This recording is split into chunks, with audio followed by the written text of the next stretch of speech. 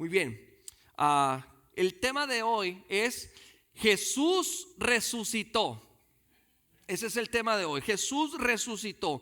Este día recordamos de manera más especial la resurrección de Jesús, porque cada domingo es el día del Señor. Es la razón que nos reunimos el domingo. ¿Sabía usted eso? Que nos reunimos el domingo porque es el día que el Señor resucitó.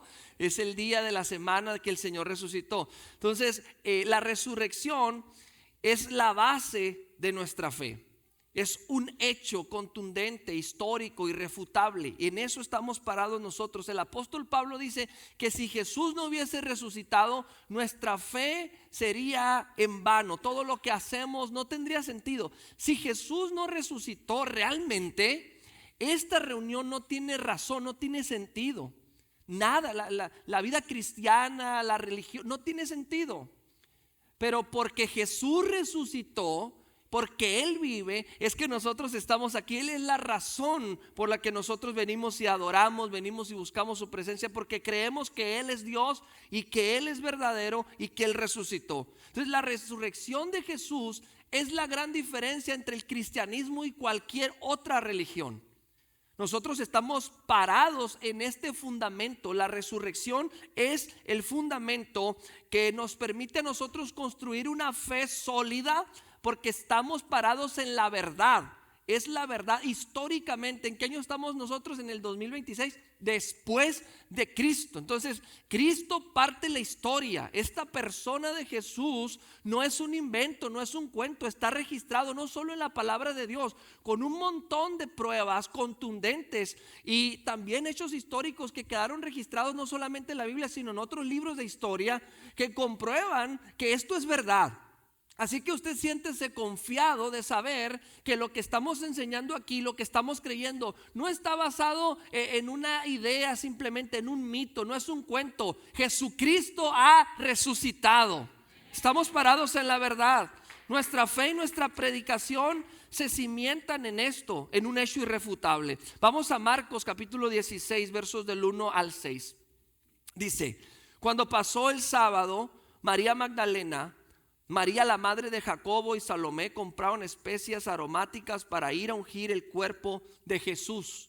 Muy de mañana, el primer día de la semana, apenas salido el sol, se dirigieron al sepulcro. Iban diciéndose unas a otras: ¿quién nos quitará la piedra de la entrada del sepulcro? Pues la piedra era muy grande. Pero al fijarse bien, se dieron cuenta de que estaba corrida.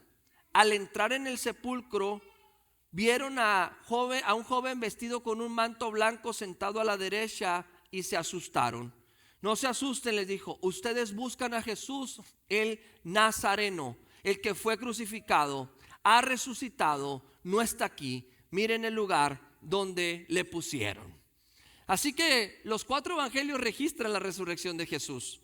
Voy a darles un poco de contexto acerca de aquella mañana, aquel domingo hace aproximadamente 2000 años, ¿verdad? No podemos decir exactamente, pero alrededor de 2000 años. Aquel domingo por la mañana, la sorpresa cuando llegaron aquellas mujeres al sepulcro es que estaba vacía.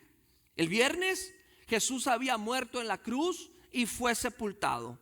Para los que no entendían lo que estaba pasando, la crucifixión y la muerte de Jesús significaba derrota.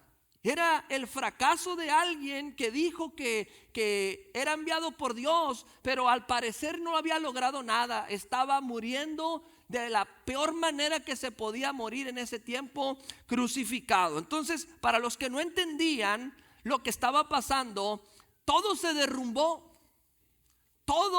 Toda esperanza terminó. Todos aquellos que habían puesto su confianza en ese que dijo que era el Mesías, en ese que dijo que era el Hijo de Dios, en ese que dijo que era el Cristo. Pedro lo había confesado: tú eres el Cristo, el Hijo del Dios viviente. Y Jesús había afirmado que eso era verdad. ¿Y cómo podría ser posible que el viernes por la tarde aquel hombre estaba muriendo en la cruz y muchos gritaban: si eres verdaderamente el Hijo de Dios, bájate de la cruz, sálvate y sálvanos a nosotros? Pero Jesús terminó la obra y murió. Incluso para los discípulos que habían escuchado del mismo Jesús que era necesario, Jesús les había explicado: es necesario que el Hijo del Hombre sea entregado en manos de pecadores y muera. Es necesario. Les había explicado: no tengan miedo, no se turbe vuestro corazón, ni tenga miedo. Jesús los había consolado antes de tiempo. Incluso para ellos, los que estaban conscientes de lo que Jesús les había dicho, para ellos era difícil. No lo podían asimilar. ¿Cómo era posible que Cristo estuviese muerto? Porque a veces el escenario es así, es oscuro. A veces llega un momento donde no sabemos el por qué, ni tiene sentido lo que está pasando. Para nosotros no tiene sentido. Simplemente nuestra mente, nuestros pensamientos no logran acomodarse al plan de Dios y pensamos que el fracaso se ha apoderado de nosotros. No puedo imaginar cómo aquellos discípulos aquella noche de viernes, envueltos en las tinieblas, en el temor, en la duda, en un silencio abrumador, cómo pasaron la noche. Imagínense 3 años caminando con Jesús. Imagínense haberlo visto resucitar a la hija de Jairo cuando llegó y la niña ya había muerto. Estaban velándola cuando él llegó y le dijo: Talita Kumi, niña, levántate. Y todos sorprendidos dijeron: ¿Quién es este que puede dar vida a los muertos? En un funeral donde llevaban al hijo de la viuda de Naín, ya lo llevaban a enterrar, y Jesús les encuentra y le da vida a este joven. Otra resurrección. Y 4 días después de muerto, cuando Lázaro tenía 4 días después de muerto, y llega Jesús a Betania y habla fuerte: Lázaro, ven fuera. Y todos quedaron asombrados. ¿Cómo es posible? ¿Quién puede dar vida? ¿Quién tiene el poder sino solo Dios? Así que para los discípulos no tenía sentido, como para nosotros muchas veces no tiene sentido cuando pasamos por momentos de oscuridad. Pero te tengo noticias: la oscuridad no durará para siempre. Hay propósitos en Dios. Dios tiene un plan. Dios no ha terminado contigo. Dios sabe cómo salir adelante de cada situación, sacarte en victoria. Entonces, pero cuando estás en ese momento, simplemente no sabes cómo reaccionar. No tenía sentido que aquel que multiplicó los panes y los peces, ¿quién puede crear de esa manera alimento para tantas personas? ¿Cómo puede ese hombre morir en una cruz? No, ese no es el Cristo que esperábamos. Ese no es el Cristo que nosotros creíamos que vendría a salvarnos. No se suponía que el Hijo de Dios muriese de esa manera. Se supone que Dios no puede morir. ¿Cómo es posible que ahora estén bajando su cuerpo, su costado traspasado? Ya no salió sangre. El soldado que perforó su costado dijo: este hombre está muerto. Fue declarado muerto y fue sepultado, fue llevado a la tumba. ¿Cómo imagina usted que impactó el corazón de aquellos discípulos, de toda la gente? Cómo todo en un momento parecía que había terminado. Parecía que una vez más el pecado, la maldad, las tinieblas habían ganado. Pero eso no era más que el cumplimiento del plan de rescate que Dios tenía anunciado desde que la humanidad se desconectó de Dios por causa del pecado. Desde aquel momento, cuando el diseño de Dios con el cual Él nos creó, desde aquel momento cuando nosotros rompimos esa relación con Dios por causa del pecado, Dios echó a andar un plan, el plan de redención, el plan de rescate, y comenzó a anunciar, progresivamente revelaba que un día iba a venir el Salvador. Iba a venir no solamente para liberarnos de las cadenas terrenales, sino también de las espirituales. Así que se estaba cumpliendo al pie de la letra frente a aquellos hombres que estaban en shock, mirando la cruz, mirando a Jesús diciendo: consumado es, está hecho. Estaban viendo el cumplimiento detallado de la profecía de Isaías. Isaías lo anunció con lujo de detalle. Una escena horrible en el Vía Crucis, desde que Jesús fue apresado y todo el proceso que vivió hasta entregar su espíritu, desde el desprecio hasta las ofensas, la desfiguración de su cuerpo, la lanza que traspasó su costado. Cada cosa estaba profetizada, se estaba cumpliendo. Veamos Isaías 53, es impresionante. 53:1 dice: ¿quién ha creído a nuestro mensaje? ¿Y a quién se le ha revelado el poder del Señor? Creció en su presencia como vástago tierno, como raíz de tierra seca. No había en él belleza ni majestad alguna. Su aspecto no era atractivo y nada en su apariencia lo hacía deseable. Esto contrasta con otra descripción de Jesús donde lo ponen como alguien que era bello físicamente. Pero en la profecía de Isaías está hablando cómo el dolor y el maltrato fueron desfigurando hasta su rostro. Los que se han puesto a estudiar a detalle lo que la crucifixión era, la flagelación, la tortura que era previa a la crucifixión, era algo que destrozaba el cuerpo. Isaías está anunciando eso. El verso 3 dice: despreciado y rechazado por los hombres, varón de dolores, hecho para el sufrimiento. Todos evitaban mirarlo. Fue despreciado y no lo estimamos. Ciertamente Él cargó con nuestras enfermedades y soportó nuestros dolores, pero nosotros lo consideramos herido, golpeado por Dios y humillado. Isaías está registrando la reacción que iba a tener el pueblo de Dios.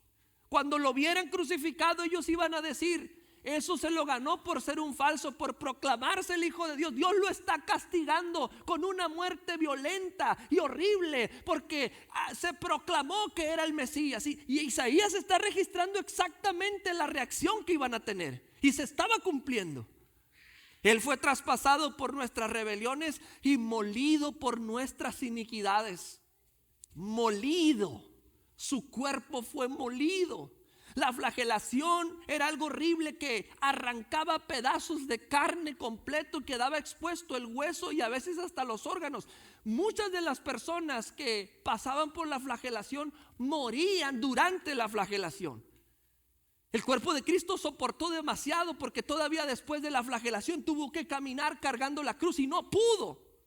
Otro hombre fue obligado a llevar la cruz por él porque Jesús, su cuerpo ya no podía mantenerse en pie.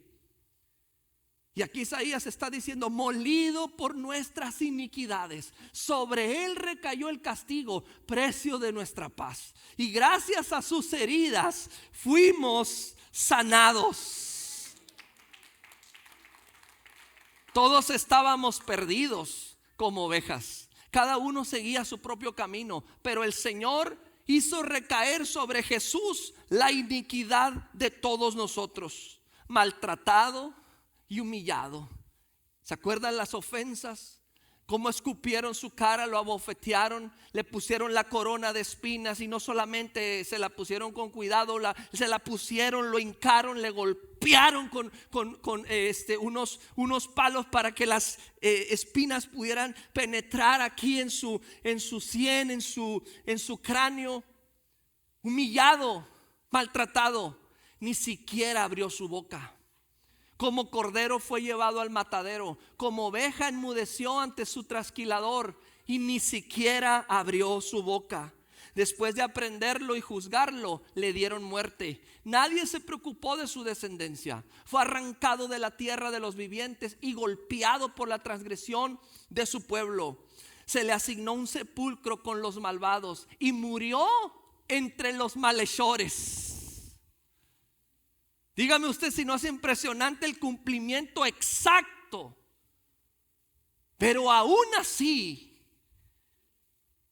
era impactante para los discípulos, para sus seguidores. ¿Por qué? Porque no se supone que Dios muera. No se supone que nuestro Salvador muera. Pero aquí dice murió entre malhechores, aunque nunca cometió violencia alguna, ni hubo engaño en su boca. Pero el Señor quiso quebrantarlo y hacerlo sufrir.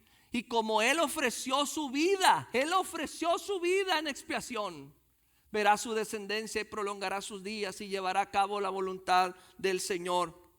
Después de su sufrimiento, verá la luz y quedará satisfecho. Por su conocimiento, mi siervo justo justificará a muchos y cargará con las iniquidades de ellos. Por tanto, le daré un puesto entre los grandes. Repartirá el botín con los fuertes, porque derramó su vida hasta la muerte y fue condenado entre los transgresores. Cargó con el pecado de muchos e intercedió por los pecadores. Así que nada de lo que sucedió aquel viernes estaba improvisado. Nada fue casualidad. Todo se cumplió con exactitud divina. Porque imagínense, aunque el Sanedrín, imagínense que el Sanedrín fuesen amigos de los discípulos y luego los discípulos amigos del imperio romano, y entre los tres hubieran acordado forzar el cumplimiento de esa profecía, ni aún así podían haber logrado que se cumpliese tan exactamente. Pero obviamente ninguno de esos tres grupos estaban de acuerdo, ni tenían relación, ni podían haber organizado ni planeado eso. Esto nos dice que al cumplirse la profecía de Isaías de esa manera, no nos queda duda más que es el Señor mismo quien en su soberanía y en su poder, Él acomoda todas las cosas para cumplir su propósito. Esto debe animarte a ti. Dios tiene el control. Él acomoda las cosas para cumplir los propósitos, las promesas, aunque no tienen sentido a veces para nosotros. Dios está en control. Y si cada detalle de la profecía se estaba cumpliendo, la única conclusión es que Jesús era realmente el Mesías. Y por eso su sacrificio era necesario.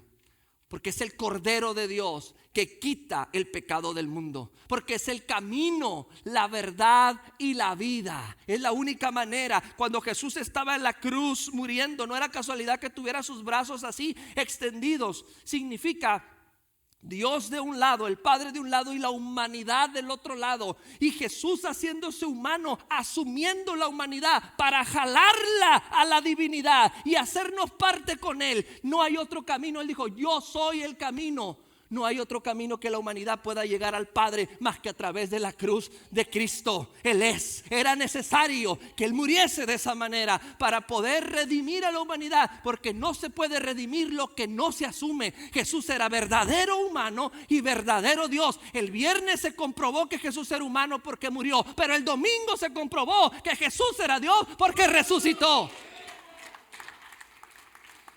Aleluya. Él vino a abrirnos el camino al Padre. La verdad se hizo carne. La verdad fue revelada. Y si Jesús es el Mesías, entonces la tumba no puede detenerlo. La muerte no puede vencerlo. Él tenía que resucitar. Porque si Cristo no resucita, significa que no era Dios. Si el cuerpo de Cristo hubiese quedado en la tumba, era un hombre más que dijo ser alguien, pero al que al final no era nada. Pero por cuanto resucitó, nosotros podemos tener la certeza que es el Hijo de Dios, la segunda persona de la Trinidad. La resurrección es la garantía de que el pago por nuestros pecados se ha completado. No sé si usted ha hecho un pago a veces y pone su tarjeta o envía el pago y le dice hemos recibido, pero después va a recibir un comprobante de que ya cayó el pago.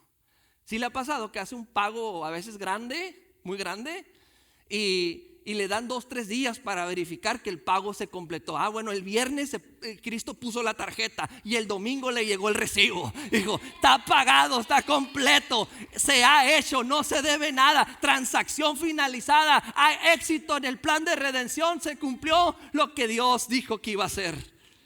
Es la garantía del pago, es la confirmación de que podemos confiar plenamente en Jesús, porque Él es quien dice ser. Tú puedes confiar en Jesús plenamente. La resurrección nos da seguridad de que hay vida más allá de la tumba. Algunas personas dicen: ¿y tú cómo sabes que hay vida más allá de la muerte o más allá de la tumba? ¿Y tú cómo sabes? ¿Sabes cómo lo sé? Porque hay un hombre que ya vino de allá, después de la tumba resucitó y dijo: así como yo resucité, ustedes también resucitarán. Hay vida después de esta vida. La tumba no es el final. Los que estamos en Cristo vivimos para Él, y si morimos para Él morimos, sea que vivamos o muramos, somos del Señor. Aleluya. Y si Cristo resucitó, Jesús demostró que es Dios, y por lo tanto todo lo que Él dice es verdad. Si Jesús resucitó, si la tumba está vacía, todo lo que Jesús dijo es verdad, y yo le creo. Yo no sé si tú le crees a Jesús, pero yo le creo. ¿Sabes por qué le creo? Porque la tumba está vacía. Jesús dijo que Él vino a deshacer las obras del diablo. Todas las obras que Satanás hizo para mantenernos esclavizados, para destruirnos, para tener poder sobre nosotros, esas obras del diablo ya no tienen poder después de la resurrección de Jesús. Sobre nosotros ya no se enseñorea el pecado, porque Cristo lo derrotó en la cruz del Calvario y le selló la victoria cuando resucitó aquel domingo por la mañana, dejando la tumba vacía.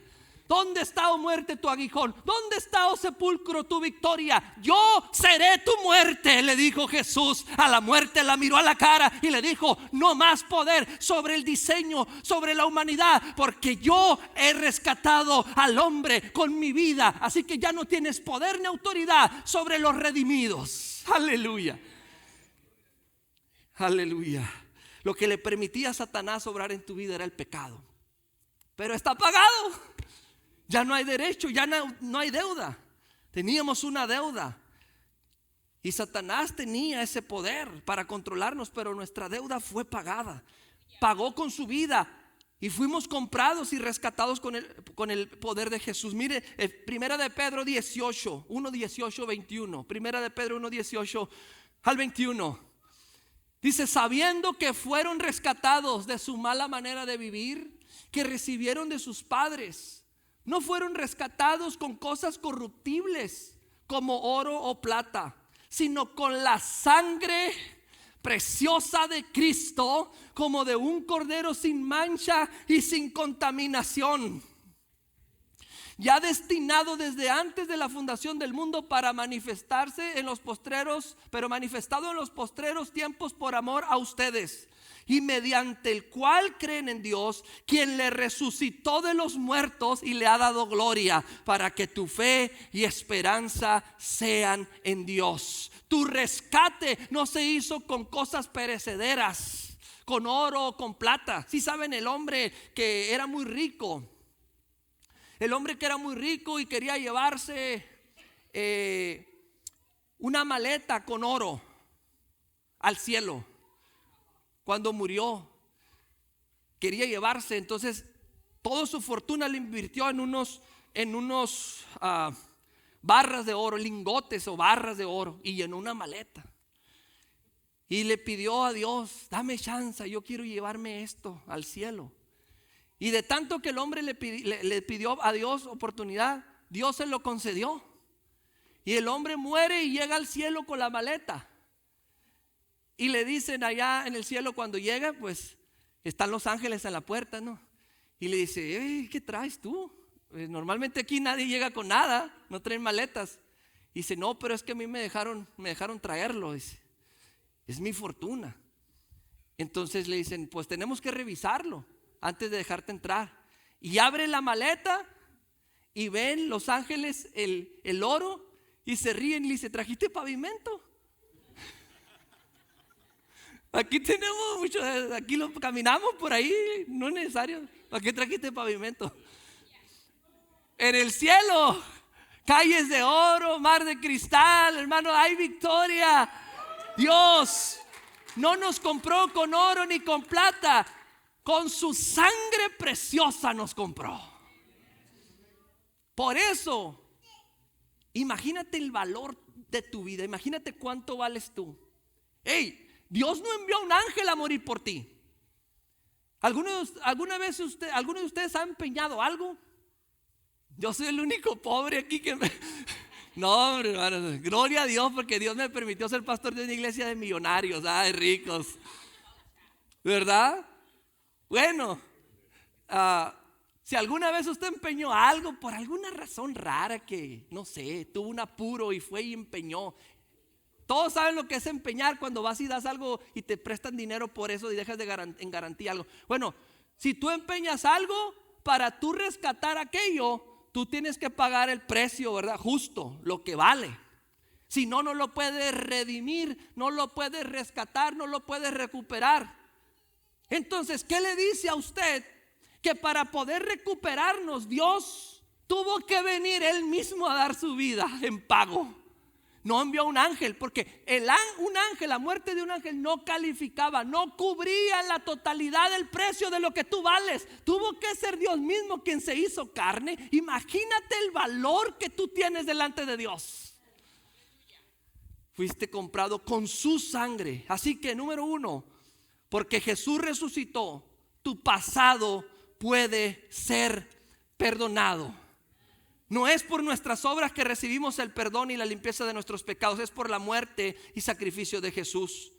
Si decimos que no tenemos pecado, hacemos a Dios mentiroso y la verdad no está en nosotros. Pero dice 1 Juan 1:8, si confesamos nuestros pecados, Él es fiel y justo para perdonar nuestros pecados, y la sangre de Jesucristo, su Hijo, nos limpia de toda maldad. ¿Cómo sabemos que la sangre de Jesús es suficiente para el pago de nuestros pecados, para rescatarnos? Porque Él ha resucitado. Ninguna condenación hay para los que estamos en Cristo.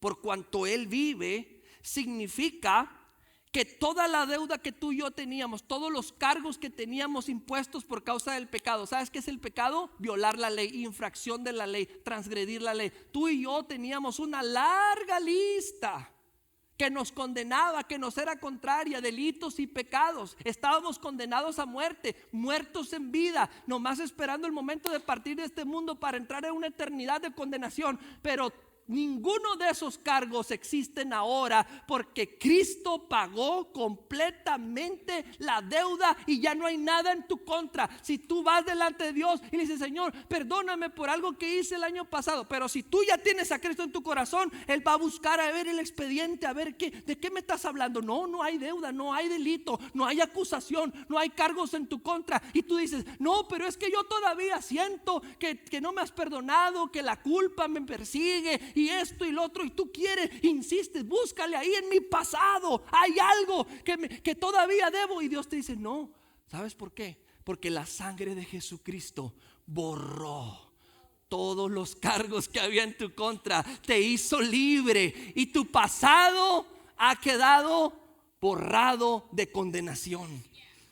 Esta es la cosa: Dios es amor y Dios también es justo. En su justicia y en su santidad, Dios no permite el pecado. Tú y yo no podemos tener relación con Él. No podemos estar en Él. No podemos estar en Dios, tener relación con Dios, ser uno con Dios, si hay pecado en nosotros. Entonces Dios dice: ¿cómo le hago? Porque yo diseñé a la humanidad, al hombre, para que vivan en mi presencia, para que tengan comunión conmigo. Pero el pecado que hay en ellos no me permite aceptarlos. Porque yo soy justo, yo soy santo, pero también soy amor y misericordia. ¿Cómo le hago para que el pecado no quede sin castigo, pero al mismo tiempo no castigar a los infractores? ¿Sabes cuál fue el plan? Dijo Él: yo mismo voy a ir en persona y voy a tomar el lugar que les corresponde a ellos, y voy a pagar con mi vida, porque la paga del pecado es muerte. Voy a pagar con mi vida. Tomó nuestro lugar en la cruz del Calvario, y de esa manera Dios resolvió el problema, que el pecado no quede sin castigo.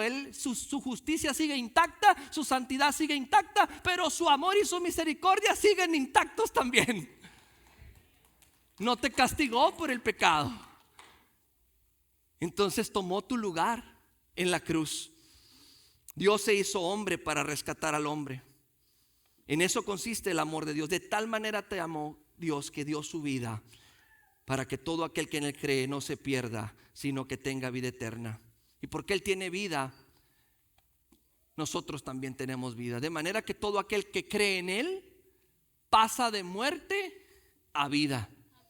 Dice Efesios 2:4-7, que por el poder de la resurrección todos los que estábamos muertos, venimos a tener vida. Dice, pero Dios, ¿a cuánto les encanta esa frase? Pero Dios, el enemigo hizo y esto y aquello contra ti, pero Dios, yo era esto y lo otro, pero Dios, la situación estaba así que, pero Dios. A mí me encantan los pero Dios. Eso lo cambia todo. Yo estaba condenado, yo estaba muerto, yo estaba sin esperanza, yo estaba listo para una eternidad sin Cristo. Pero Dios, que es rico en misericordia, por su gran amor con que nos amó, aún estando nosotros muertos en pecados, nos dio vida juntamente con Cristo. Por gracia somos salvos. ¿Sabes qué es la gracia? ¿Cuántos saben qué es la gracia? La gracia es el favor inmerecido. Por gracia somos salvos. Quiere decir, lo que Jesús hizo en la cruz por nosotros es la gracia. No merecíamos que Él tomara nuestro lugar, pero Él lo hizo por amor. Y esa gracia, esos méritos de Cristo son los que nos dan vida a nosotros. Por gracia somos salvos.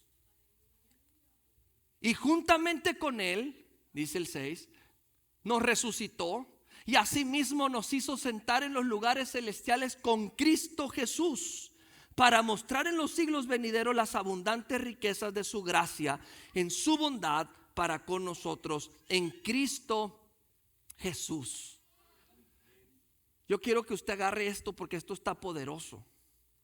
Está diciendo aquí que por lo que Cristo hizo por nosotros, dice, resucitamos con Él. Por medio de la resurrección nos dio vida juntamente con Cristo. ¿Por qué dice esto el apóstol Pablo? Porque si nosotros estamos en Cristo, fíjese bien, estamos en Cristo ahora. Nosotros sí tenemos límites por el tiempo, porque estamos en Cristo ahora. Pero como Dios es eterno, Él no depende del tiempo. Si nosotros estamos en Cristo ahora, pero Dios es simple, Dios no tiene límites. Dios estaba allá, Dios está allá ahorita, pero Dios está aquí también. 2000 años atrás nosotros humanamente no existíamos, pero en la presencia de Dios sí existíamos, porque Él ya estaba aquí. En este presente, ese Cristo que estaba siendo crucificado, Él ya estaba aquí. De modo que si tú estás en Cristo hoy, estábamos en Cristo cuando Él estaba siendo crucificado. Por eso dice el apóstol Pablo, Gálatas 2:20, vamos ahí. Con Cristo estoy juntamente crucificado. ¿Cómo Pablo va a estar juntamente crucificado con Cristo si Cristo ya había muerto y resucitado? Porque Pablo está entendiendo que lo que ahora somos en Cristo, ya lo vivíamos en Cristo desde que Él vino al mundo. Con Cristo estoy juntamente crucificado y ya no vivo yo, mas Cristo vive en mí. Ahora, si estaba con Cristo juntamente crucificado, también dice el apóstol Pablo en Romanos 6, también he muerto con Cristo y he resucitado con Él. Porque si estoy en Cristo, también fui sepultado y ahora vivo una nueva vida. La vida que vivo ahora en la carne, la vivo en la fe del Hijo de Dios, el cual me amó y se entregó por mí. Entonces Pablo dice que si hemos sido crucificados, estamos juntamente crucificados con Cristo, también resucitamos juntamente con Cristo. Así que el poder de la resurrección nos da esa identidad de hijos en Cristo, y lo que Cristo es ahora, nosotros también lo somos. Por eso estamos sentados juntamente con Cristo en lugares celestiales, por la resurrección. Entonces, somos hijos de Dios porque Cristo nos redimió, asumió nuestra humanidad, nos levantó con Él, nos reconcilió con el Padre, y es porque estamos en Cristo que podemos tener comunión con Dios. Mira, Cristo, el Hijo de Dios, la segunda persona de la Trinidad, es parte de la Trinidad, ¿correcto? Padre, Hijo y Espíritu Santo son uno. Hay una unidad pericorética, pero hay distinciones. El Padre tiene algo que lo hace el Padre y que no lo hace el Hijo. O sea, el Padre envió al Hijo. El Padre no vino a morir por nosotros en la cruz. El Padre envió al Hijo. Pero el Hijo también es Dios. Pero hay distinción, porque el Hijo tiene algo que lo hace Hijo y que no lo hace Padre. Y el Espíritu Santo también es Dios, es la tercera persona de la Trinidad. Los tres son un solo Dios, en una unidad pericorética. En operaciones, cada uno se distingue por diferentes cosas que hacen. Entonces la segunda persona de la Trinidad, el Verbo que se hizo carne, vino y asumió humanidad. ¿Por qué asume humanidad? Porque rescata a la humanidad, hace que la humanidad sea parte de Él, de Cristo. Entonces el Verbo se hizo carne, tomó humanidad, pero siguió siendo Dios. Por eso Jesús es verdaderamente hombre y verdaderamente Dios. Por eso pudo morir en la cruz y dar su sangre. Pero también por eso pudo resucitar. Porque esas dos naturalezas, la divina y la humana, que están en una misma persona, que es la persona de Jesucristo. No, esas dos naturalezas no se mezclan, no se confunden, no se separan, no se dividen. Se comunican a través de la persona de Jesús, pero esas naturalezas divina y humana son parte de la misma persona. Entonces cuando nosotros estamos en Cristo, nuestra humanidad está en Cristo y Cristo es parte de Dios, en la Trinidad, estamos en la presencia de Dios, en comunión con Él. Es el poder de la resurrección. Esto es fascinante. Así que es la manera en la que nosotros podemos llegar al Padre. Por eso Jesús dijo: nadie llega al Padre si no es por mí. Solo en Cristo podemos llegar al Padre, porque el Padre y Cristo son uno, y Cristo tiene comunión con el Padre, y si estamos en Cristo, estamos con el Padre. Aleluya. ¿Alguien le está agarrando? Y punto 2, porque Jesús resucitó, tú vives en victoria. No solo recibes perdón de tu pasado, recibes una nueva vida en el presente. Tu realidad es una vida plena de gozo y de paz. Porque el pecado ya no gobierna tu vida. Tú tienes ahora una posición de vencedor. Porque Cristo ha vencido. Tú eres más que vencedor en Cristo Jesús. Tienes ahora esa posición. Tú tienes una identidad de hijo al igual que Jesús. Por adopción, pero hijo, no esclavo. Punto 3. Porque Jesús resucitó, tu futuro está seguro. Una de las fuentes de ansiedad más grandes en este tiempo es el temor al futuro, ¿verdad que sí? Nos preocupamos porque no tenemos el control de todo. Muchas veces el temor quiere ocupar un lugar en nuestro corazón. Pero esto es lo maravilloso de la resurrección. Jesús tiene el control. Satanás no tiene el control. El pecado no tiene el control. La muerte no tiene el control. La enfermedad no tiene el control. Jesús tiene el control. Por algún momento Satanás pensó que había ganado, que él tenía el control. Aquel viernes, cuando Jesús entrega su espíritu y dice: en tus manos encomiendo mi espíritu, y Jesús es declarado muerto, hubo como una fiesta de las tinieblas. Registra la Biblia un gran terremoto y tinieblas, el enemigo celebrando, diciendo: lo maté. El que supuestamente me iba a dar en la cabeza y me iba a destruir, mira lo que está pasando. Lo derroté. Entonces, el sábado parecía que la maldad había dado la última palabra, sellando la tumba de Jesús para siempre. Dijo Satanás: no solamente lo maté, lo exhibí, lo humillé, lo avergoncé frente a todos. Ahí están bajando su cuerpo, celebremos. Hubo aquel día, esa tarde, un estruendo. Y entonces dice: pero me voy a asegurar, le voy a poner un sello a la tumba, para que esto, ¿verdad?, quede completamente acabado. Y le ponen a la tumba una gran piedra y una guardia romana para evitar que Jesús salga.